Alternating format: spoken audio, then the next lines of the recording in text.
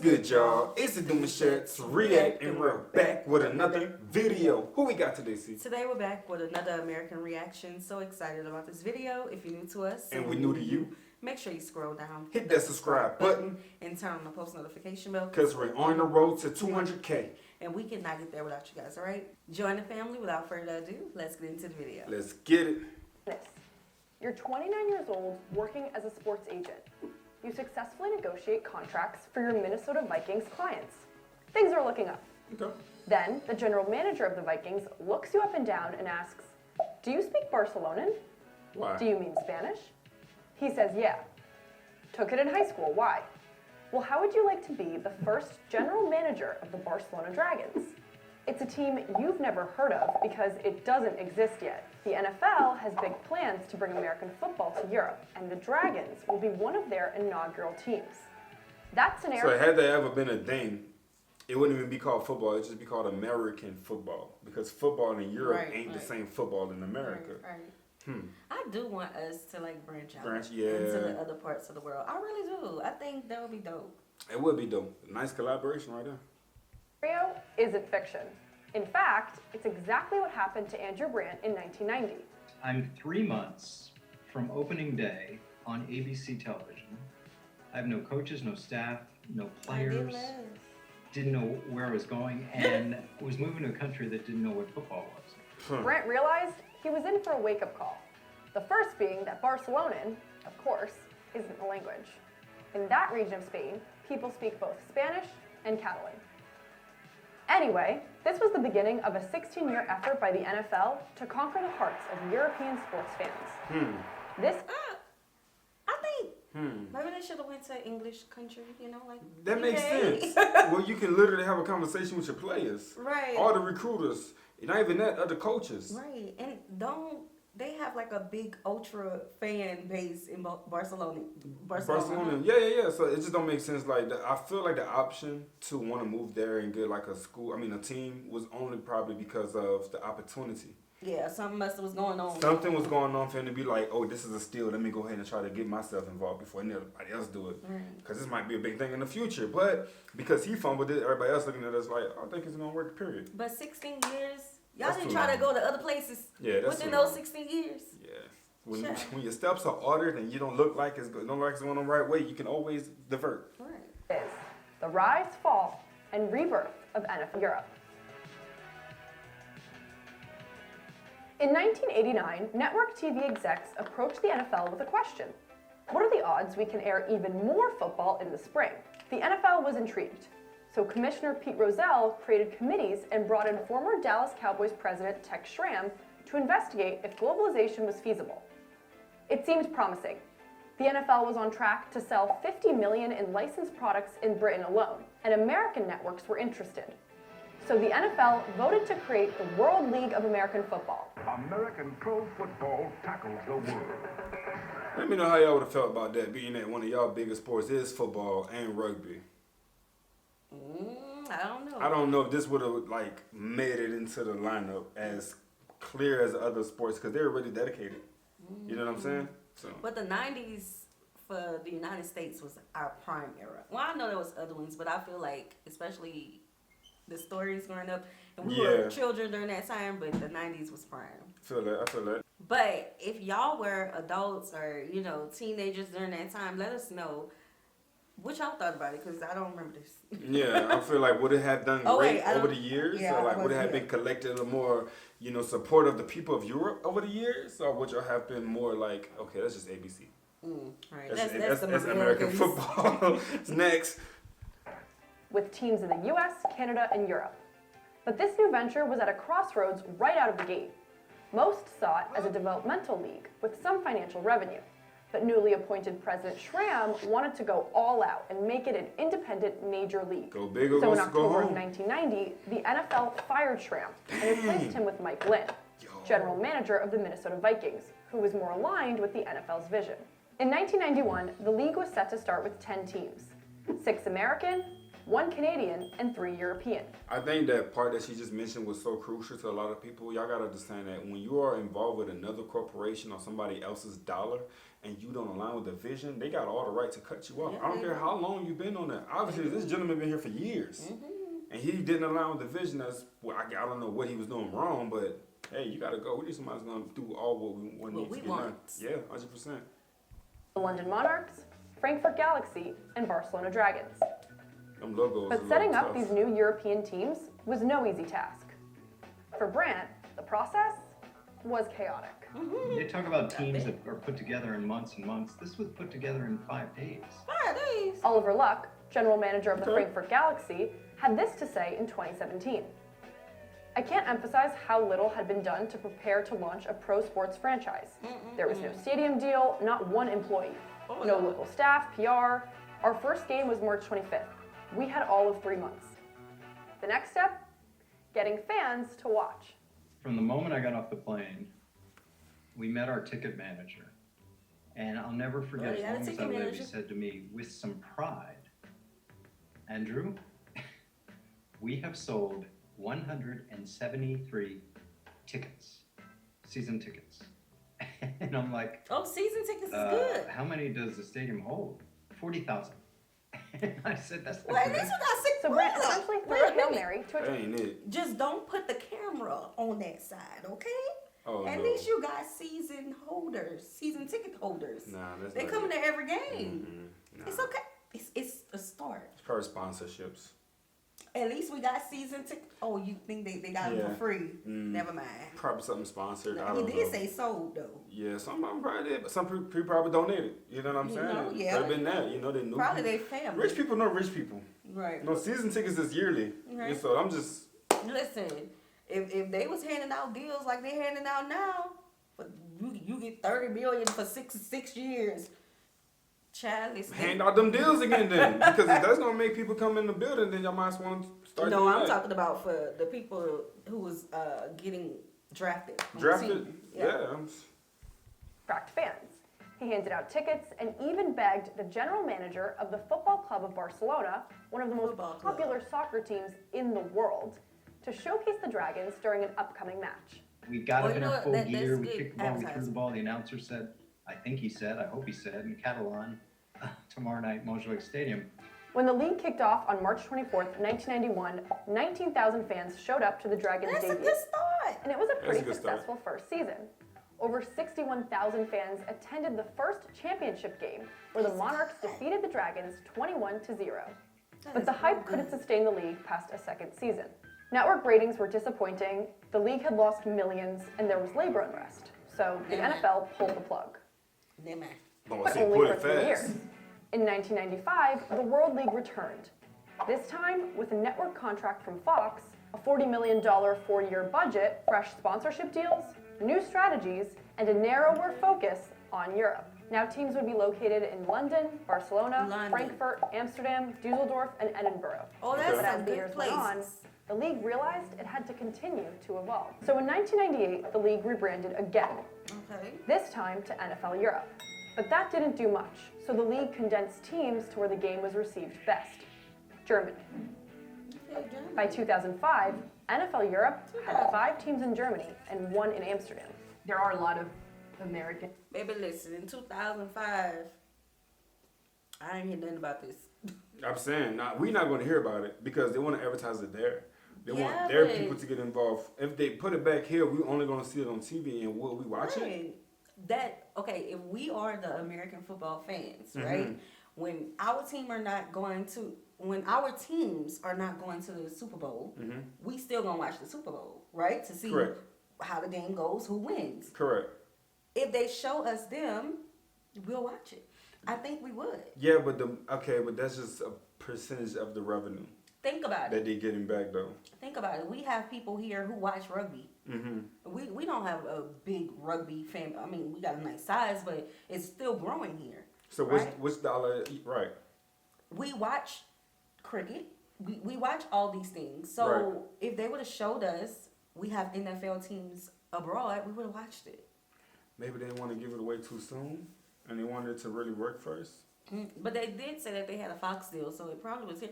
I don't know, but I know in 2005. What time and what channel? Because that's 2 different time zones. Right. I'm watching football in 2005. So military bases in Germany. And I think perhaps some people had that background. In 2006, the NFL decided to do yet another rebrand, this time as NFL Europa. But that didn't last long either. In 2007, NFL Commissioner Roger Goodell shut the league down. They keep touching stuff for me. Golly. Playing just a few games overseas each year. We took the strategy to its next logical place and gave fans a better opportunity to actually be in love with the sport. Boom. So and that's what I'm saying though, because we will watch it. I feel like a percentage of us will watch it on TV. But to get them to fall in love with it, to have the fans put up, that's just a different level of revenue that they're going to receive. But they did have a good amount who did pull 19,000 for the bad, first game. But the amount of money they already put in, imagine you're a business owner, you know, you invest all this money in, but you don't get a half of that back whenever people show up. You're going to be like, oh, we got to put a plug and try something different, you know? Yeah, but I feel like they should have just had, it needed a different strategy. The strategy was working. They just needed to continue to develop it. Don't keep changing the name. Keep touching stuff, man. That's what it was. And especially now in the age that we're in now with content creators, with influencers coming with big fan bases, we can make it happen. Oh, Lord, now you're giving ideas. I don't think we can make it happen. Look at I Show Speed. But I don't think everybody on that type of time yet. They didn't believe until they seen what type of impact he carried.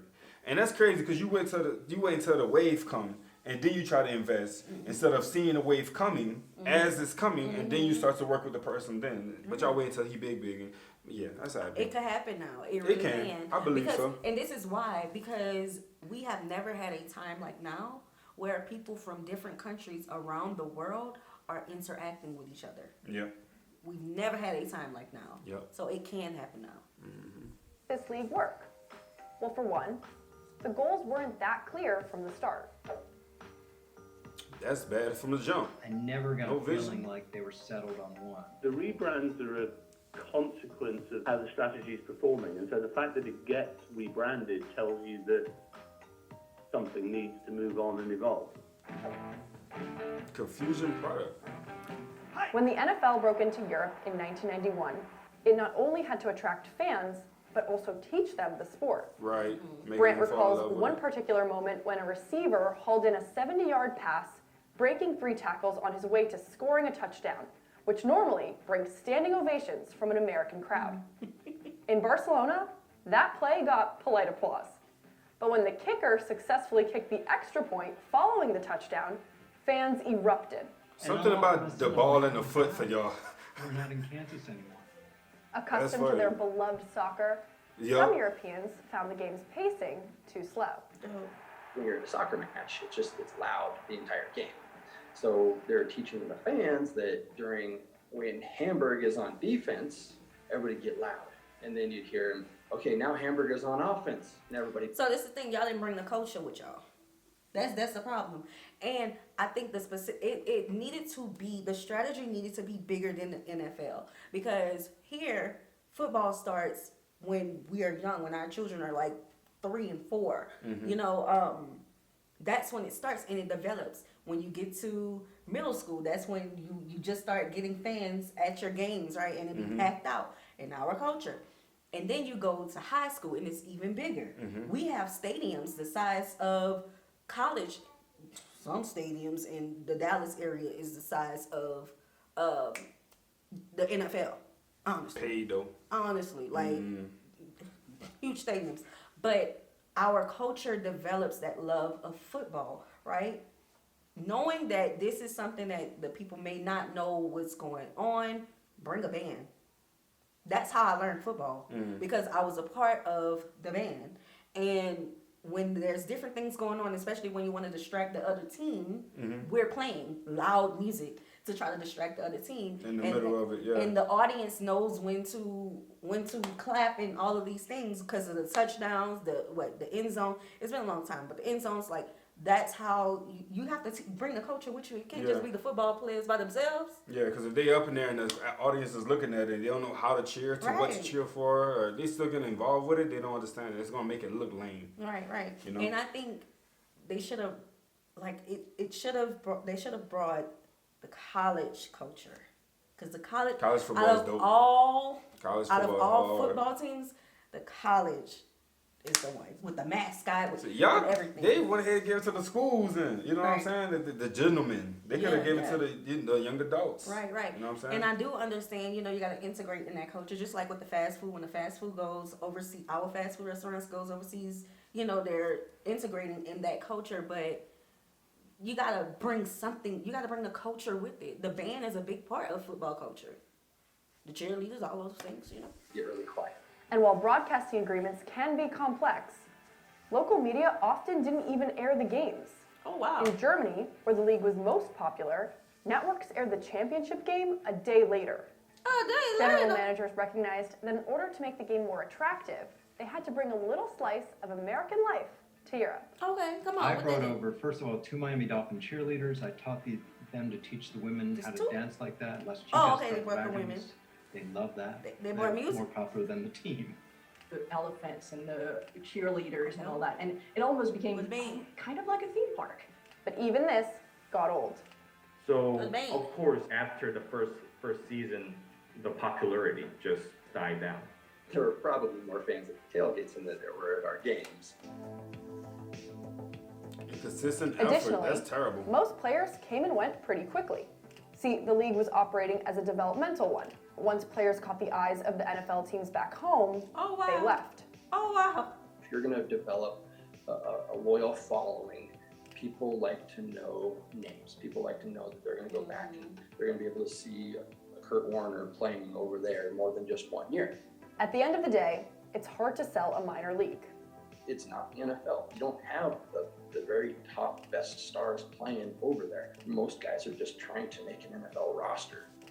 And when you don't have as good of a league for people to go watch, you're not going to get as much support. Associate Professor Isaac Wu reviewed almost 500 news and industry trade press articles in an attempt to determine the true cause of the league folding from a PR perspective.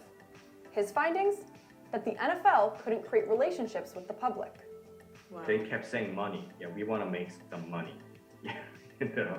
But like if you want to make money, you need to know the people first.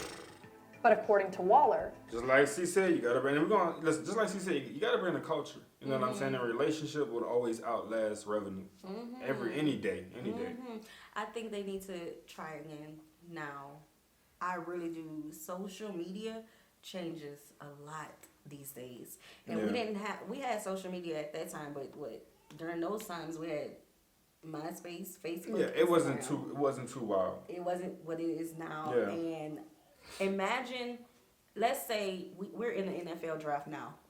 Ironically, we're reacting to this video, but imagine if all of the people who didn't get drafted, but they have a name, people know them. But we have those windows for them. Where they can do, I know it's where you're going. They got arena football and they got other leagues that they can still get involved in. They have opportunities already that's lined up. So, but I get what you're saying. That is overseas. Right. Because we have basketball players who may not make it now, but they go overseas to other teams, right? Yeah. That's how we can develop now. Child, listen. Put me in a room. he believes the goals that were set were met, besides the economic side of it. It lost a lot of money. Oh, yeah. For a very sustained period of time. Oh, no. In the end, the NFL lost $30 million per The whole season, 40 is gone. estimating a total They loss invested of $40 over million? $400 million. 400 million. So clearly, the league had a lot of challenges.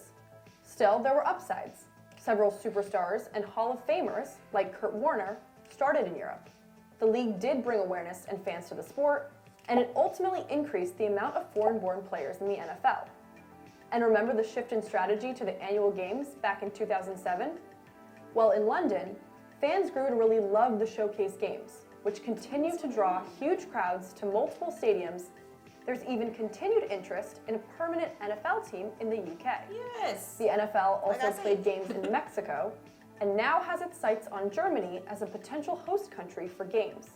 And while soccer is still king in Europe, Waller believes that fans have room in their lives for other sports. It will find a way into their lives, either as an additive or as a displacement. How do you believe the NFL looks back on that 16-year run? Ooh, slapping their knee. With incredible pride. It built the foundation. Yep, that's a good way to look at it. That is. Stage that we're now at. I think today, 100%. 100%. 100%. Probably work a little bit better today. Part of me kind of thinks it might have been stopped a little too early. Do you think they pulled the plug too soon? I do. They're never going to be even close to what the NFL does, but I think it's like any minor league. Oh no, what are your expectations? They would have been What is close. your talent? Yeah, it could work at a limited scale. And now, another American football league is giving it a shot. It's called the European League of Football, created by owners SEH Sports and Entertainment Holding and Patrick Esu. Games began in June of 2021. This league even struck a deal with the NFL to use some of the same team names. So the Hamburg Sea Devils are back. But for how long? Well, that all remains to be seen. Okay, well, y'all gonna have to let us know how that's going. Definitely. I think it will work today. Yeah, I think so. Yeah, we are like in a period where the viral sensation is just there. You know what I'm saying? The stove is real hot. You know what I'm saying? Anything that touches is going to pop like popcorn. Right, so it's like you have that opportunity to do all that you did at that time frame and try to involve it again with the new strategies, with the new visions and the bumps and the bruises. Y'all should know what to do now. And I think now, especially after COVID, the brands knew they had something special. Yes, everybody was inside, but a lot of people made money. A lot of companies made money. A lot of content creators made money. Think about the Super Bowl that just happened. They had a lot of brands who were connecting with content creators and sending them to the Super Bowl. Correct. Imagine if That part, yeah. if they didn't just treat it as a minor league. If they sent the Cowboys to play one of those teams, I mean, well, no, because then that would kind of be bad. But I don't know. Like I said, I need to be in the room to develop some ideas. They would have sweep the floor with them. Right. That would kind of be bad. But no, imagine this. Imagine 2 of our teams play in that stadium. Yeah, just to host. Just to bring eyes there. Yeah, you see, all of that works. And you got to understand, some of the people that's already in the industry of whatever industry they're in gets it. Like Kevin Hart, he mentioned a lot of times that the big creators that we have on these platforms are there to do so many crazy advertisements, bigger than commercial. You know what I'm saying? So if y'all had that same mindset when it comes to the NFL and sports, ISOSP is a great example of what can potentially go crazy. Exactly. So, I mean, just look at the window. It's huge. Exactly. And I just say bring the culture there, bring the camps 100%. there for the teams. Don't make it a theme park. Don't make it a theme park. They had dances, but what was the music? Yeah. Baby, I could do without a dancer. Give me the music. I don't know where the elephant came You'll from. be the dancer. For real. Audience going crazy. Everybody cutting up. For real, but I just think we have never been so interactive with people around the world than we are today. Yeah. You know? So 100%. I think we need to use that as an advantage. And they got some people over there that want to see some NFL. Yeah. Okay? Yeah, the draft would look Yeah. All right, y'all. We hope you guys enjoyed this video with us. Be sure to subscribe. We'll see you soon. Peace.